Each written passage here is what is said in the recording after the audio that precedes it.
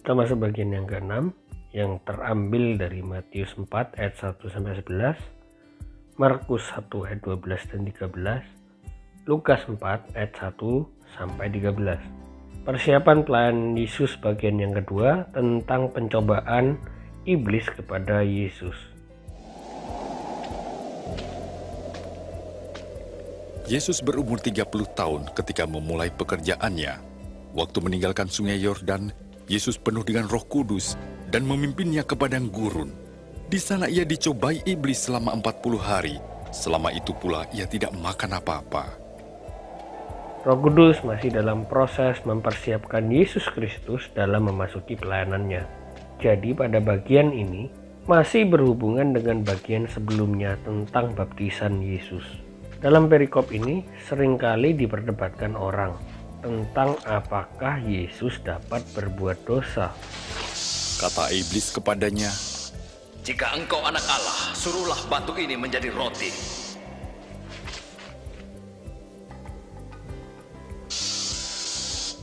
Ada tertulis, manusia hidup bukan dari roti saja, tapi dari firman Allah.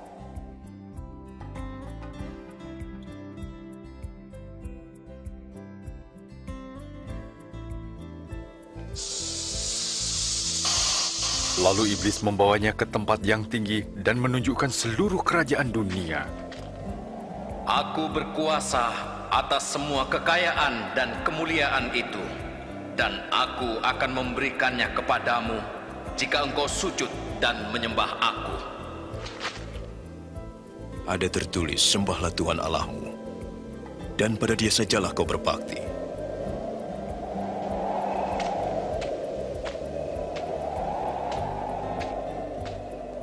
Iblis membawanya lagi ke Yerusalem dan menempatkannya di bubungan bait Allah.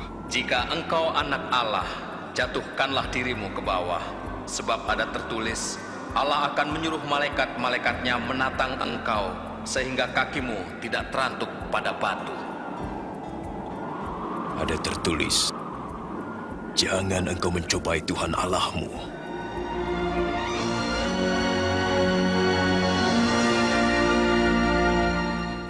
Untuk menjawab apakah Yesus dapat berbuat dosa, kita harus mendefinisikan dahulu apa itu dosa. Berikut ini ada dua pilihan. A.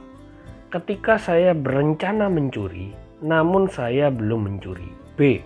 Ketika saya sudah melakukan perbuatan pencurian. Manakah yang dosa menurut Alkitab?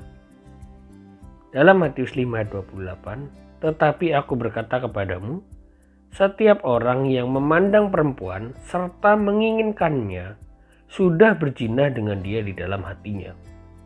Ibrani 3:12, "Waspadalah, hai saudara-saudara, supaya di antara kamu jangan terdapat seorang yang hatinya jahat dan yang tidak percaya oleh karena ia murtad dari Allah yang hidup." Dari dua ayat di atas dan tidak membutuhkan tafsir lagi, bahwa jawaban yang A adalah definisi dari dosa menurut Alkitab. Jadi dalam pikiran saja sudah berdosa. Yang menjadi pertanyaan adalah, apakah di dalam pikiran Yesus ketika ia dicobai adakah keinginan dari Tuhan Yesus untuk berbuat dosa? Misalnya, adakah keinginan dari Tuhan Yesus untuk mengubah batu itu menjadi roti? Atau keinginan dari Tuhan Yesus untuk menjatuhkan diri dari bubungan bait Allah, atau sujud menyembah iblis? Untuk menjawab ini mudah saja. Kira-kira kalau Yesus punya pikiran, atau anggap saja berdosa dalam pikirannya, apakah dia layak menjadi korban penebus manusia? Kalau Yesus berdosa pada saat itu, tentu Yesus tidak perlu mati di atas kayu salib, bahkan tidak perlu bangkit. Karena korban penebus kesalahan manusia adalah korban yang sudah cacat oleh dosa. Jadi Yesus tidak mungkin bisa berbuat dosa. Karena ketika seseorang punya kemampuan untuk berbuat dosa, walaupun tidak berbuat dosanya, itu sudahlah dosa. Allah tidak pernah menghendaki korban penebusan itu adalah korban yang cacat. Bagaimana mungkin Yesus mengajak kita untuk terus disempurnakan, tetapi ia sendiri tidak sempurna? Lantas, kalau ia tidak dapat berdosa, apakah mungkin manusia dapat seperti dia? Pertanyaan ini tidak akan dijawab dalam video kali ini, karena pembahasan ini tidak ada kaitannya dengan pribadi Kristus. Kita berfokus kepada pribadi Kristus yang tidak dapat berbuat dosa. Kenapa Yesus tidak dapat berbuat dosa? Karena benih Yesus berbeda dengan semua manusia yang pernah hidup, bahkan yang akan hidup. Benih Yesus berasal dari Roh Kudus, sedangkan manusia berasal dari laki-laki. Inilah perbedaannya. Benih yang berbeda menghasilkan keinginan yang berbeda. Misalnya benih pohon pisang tidak akan pernah tumbuh menjadi pohon jeruk. Jadi benih dari Roh Kudus dapat dianggap sebagai sel sperma yang membuahi sel telur mirip Maria, yang akhirnya pembuahan itu terjadi dan jadilah Tuhan Yesus Kristus. Memang secara kedokteran hal ini tidak dimungkinkan karena manusia itu hanya bisa tercipta dari hubungan seksual antara laki-laki dan perempuan. Tapi ingat, bagi Allah tidak ada yang mustahil. Kenapa Roh Kudus membutuhkan sel telur milik Maria? Karena Yesus harus lahir sebagai manusia sejati. Karena manusia berdosa dengan dagingnya, maka untuk memenuhi hukum Allah atau menggenapi hukum Allah, manusia juga harus ditebus dengan daging. Namun daging yang tidak berdosa. Maka dari itu, Tuhan Yesus haruslah manusia sejati dan Allah sejati. Dan ini adalah hal yang mustahil. Bagi manusia, keselamatan itu tidak mungkin. Tetapi bagi Allah, segala sesuatu itu mungkin. Benih dari Roh Kudus tidak mungkin berdosa. Namanya saja Roh Kudus. Mengatakan Yesus bisa berdosa, sama saja mengatakan Roh Kudus bisa berdosa. Karena benih Yesus berasal dari Roh Kudus. Mengatakan Roh Kudus bisa berdosa, sama saja dengan mengatakan Allah bisa berdosa. Pertanyaannya, mungkinkah Allah bisa berdosa? Jelas sangat tidak mungkin, karena Allah itu adalah Allah yang Maha Kudus. Memang Yesus memiliki natur manusia dari sel telur Maria, namun tidak dengan dosa, karena benih ilahi itu yang menyucikan. Jadi penjelmaan Yesus menjadi manusia bukan meniadakan kodrat manusia, namun menyempurnakannya. Jika Yesus menghendaki, bisa saja ia langsung menjelma menjadi manusia, tanpa dilahirkan menjadi seorang bayi, kemudian menjadi manusia dewasa. Namun justru karena ia ingin menjadi sama dengan kita dalam segala hal, kecuali dalam hal dosa, maka ia mengambil segala kodrat manusia dari awal hingga akhirnya, dari masa pembuahan atau benih sampai kematian, agar dapat menguduskan setiap tahap kehidupan manusia. Sebab ia telah melalui setiap tahapan itu seperti halnya manusia yang lain. Apakah mungkin Maria hanya disewa rahimnya oleh Roh Kudus?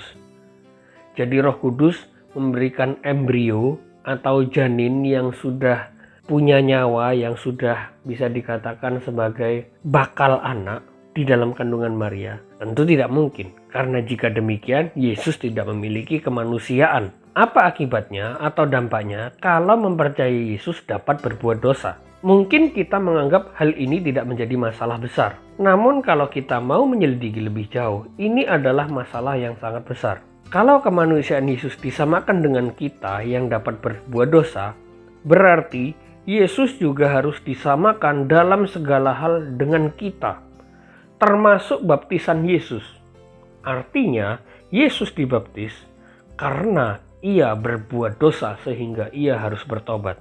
Lalu kematian Yesus juga harus disamakan dengan kematian manusia. Manusia mati karena upah dosa.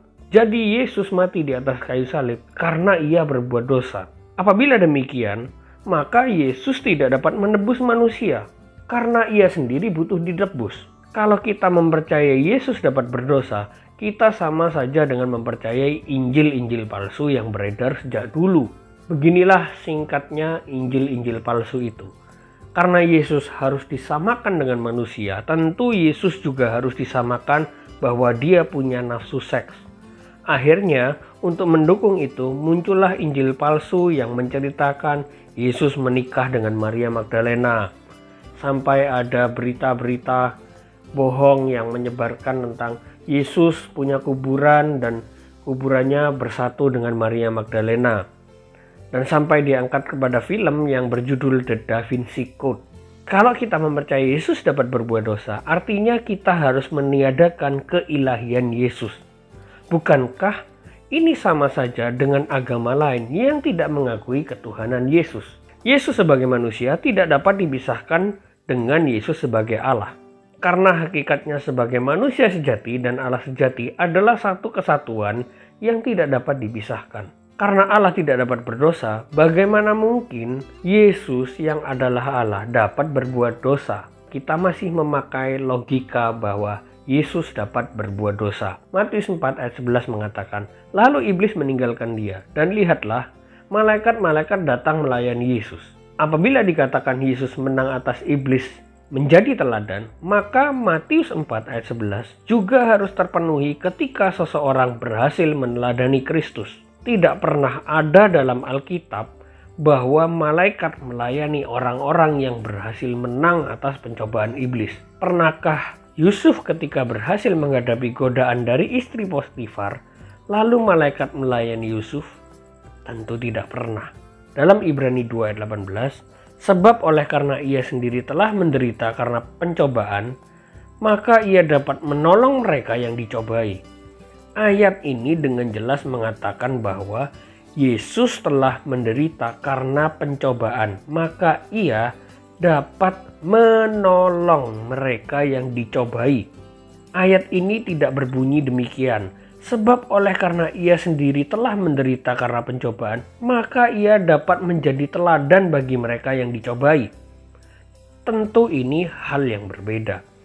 Jadi jelaslah bahwa Yesus dapat menolong orang-orang yang dicobai karena dia adalah Allah yang tidak pernah gagal dalam menghadapi pencobaan dan tidak mempunyai kemungkinan untuk gagal ketika dicobai. Apabila Yesus dapat berbuat dosa, berarti Yesus mempunyai kemungkinan untuk jatuh di dalam dosa. Artinya kita menjaminkan keselamatan kita kepada Allah yang tidak punya kepastian. Pertanyaannya adalah, maukah kita menjaminkan diri kepada sesuatu yang bisa gagal? Apakah Roh Kudus memimpin Yesus ke padang gurun hanya untuk membuktikan bahwa Yesus bisa menang melawan iblis? Tentu saja tidak. Kalau tujuan Roh Kudus membawa Yesus ke padang gurun hanya untuk perkara pencobaan dan menang-menangan, agaknya Roh Kudus hanya melakukan pekerjaan yang sia-sia. Karena Yesus Kristus sudah pasti menang melawan iblis. Iblis bukanlah tandingan yang sepadan bagi Kristus. Memang dikatakan bahwa Yesus dibawa Roh Kudus untuk dicobai. Namun pencobaan itu bukanlah sebagai tujuan, melainkan sebagai sarana untuk tujuan yang lebih mulia, yaitu penyataan Yesus sebagai Allah. Terlihat bahwa Yesus sama sekali tidak jatuh ke dalam dosa. Ini adalah bukti bahwa Yesus adalah Allah. Lalu yang kedua, terlihat ketika Tuhan Yesus selesai dari masa puasanya, Tuhan Yesus dilayani oleh malaikat-malaikat. Dan malaikat tidak pernah diciptakan untuk melayani manusia. Malaikat hanya diciptakan untuk melayani Allah. Namun mengapa ada malaikat yang menolong manusia, melindungi manusia? Itu adalah perintah dari Allah, bukan dari manusia. Yohanes 8 ayat 46, siapakah di antaramu yang membuktikan bahwa aku berbuat dosa? Apabila aku mengatakan kebenaran, mengapakah kamu tidak percaya kepadaku? Tidak ada satupun yang sanggup membuktikan bahwa Yesus dapat berbuat dosa. Karena memang Yesus tidak memiliki kemampuan untuk berbuat dosa. Dan tidak ada keinginan untuk berbuat dosa. Karena benih Tuhan Yesus berbeda jauh dengan benih manusia pada umumnya. Sehingga ia tidak pernah tergelincir sedikit pun ke dalam dosa. Keserupaan kita dengan Kristus hanya dalam hal moral atau karakter. Tidak dalam hakikat. Kita menjadi serupa dengan Kristus tidak berarti kita menjadi orang kudus, tetapi kita melakukan perbuatan yang kudus. Karena status sebagai manusia atau hakikat sebagai manusia tidak akan pernah berubah ketika kita berbuat sesuatu yang benar. Dan kita tidak dapat mengubah kodrat kita menjadi manusia sejati dan Allah sejati seperti Yesus Kristus. Jadi tetap kita bisa meniru apa yang Yesus lakukan, apa yang Yesus teladankan bagi kita, untuk kita melakukan hal yang kudus, menjaga kekudusan, melakukan hal yang benar. Dan akhir kata Ibrani 4:16. Sebab itu marilah kita dengan penuh keberanian menghampiri tatah kasih karunia, supaya kita menerima rahmat dan menemukan kasih karunia untuk mendapat pertolongan kita pada waktunya. Tuhan Yesus memberkati.